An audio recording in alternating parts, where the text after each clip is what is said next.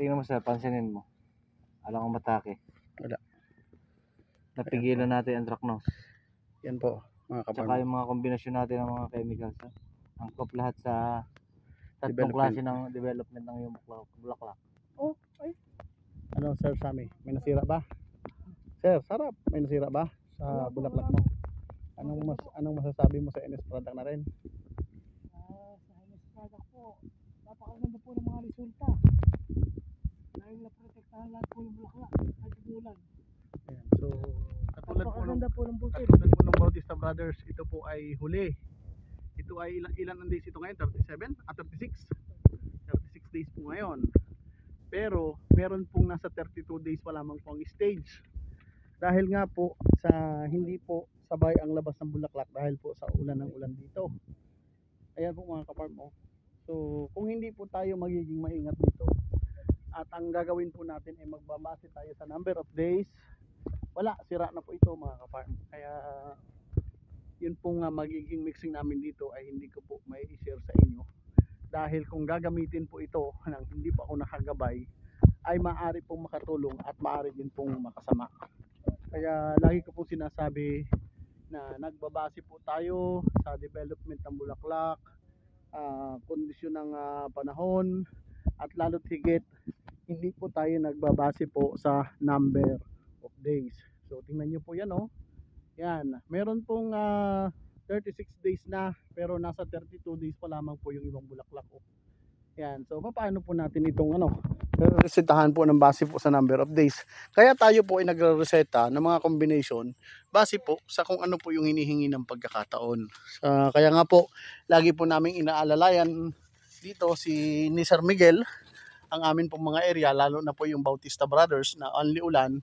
Ito po ay only ulan din.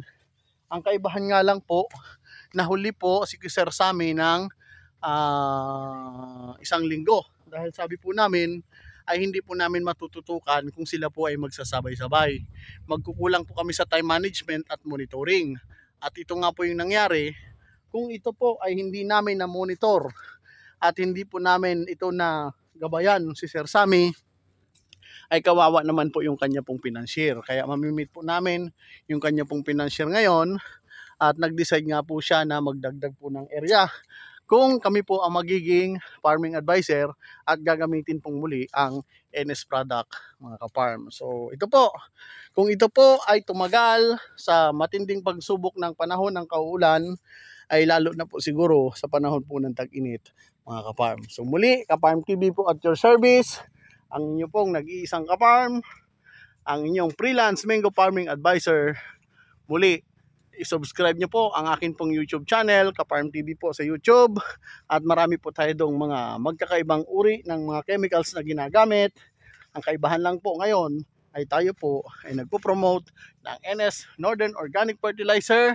Matapos po na tayo ay umaccept ng challenge at tayo po ay pinagamit ng libre nung nakaraang season ng kanila pong mga product, ay tayo po ay nagbigay ng testimony na ngayon po ay ibinabahagi natin sa atin pong mga solid ng mga ka-farm. Muli, with Sir Miguel Raquel, nandito po ako sa area ni Sir Sammy Castañeda at syempre po, finance ng kanya pong boss. So hindi ko na po muna i-mention ang kanyang pangalan. Ka-Farm TV po at your service mula po dito sa Nueva Ecija. Ito po yung amin pong pang-5 area na pinapangalagaan ni Sir Miguel Raquel dahil po gumamit ng NS product mga ka-farm. Muli, God bless, happy farming, I love you all.